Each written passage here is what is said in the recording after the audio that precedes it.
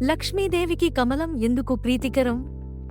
కేవలం అందం కోసమే కాదు, ఆ కమలంలో ఎన్నో ఆధ్యాత్మిక రహస్యాలు దాగి ఉన్నాయి. లక్ష్మీదేవి సముద్ర మథనం సమయంలో క్షీరసాగరం నుంచి ఉద్భవించింది.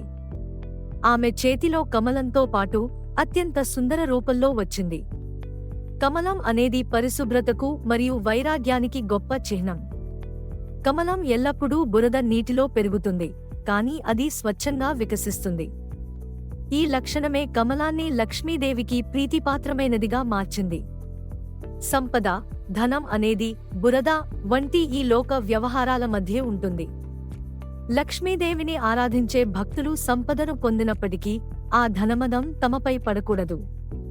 కమలంలాగే ఈ ప్రపంచంలో ఉన్న పరిశుద్ధంగా మరియు నిర్లిప్తంగా జీవించాలి.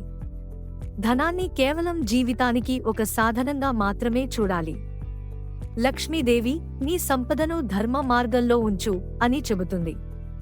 కాబట్టి కేవలం ధనం కోసమే కాకుండా పరిశుద్ధమైన మనసు కోసం కూడా అమ్మవారిని ప్రార్థిద్దాం.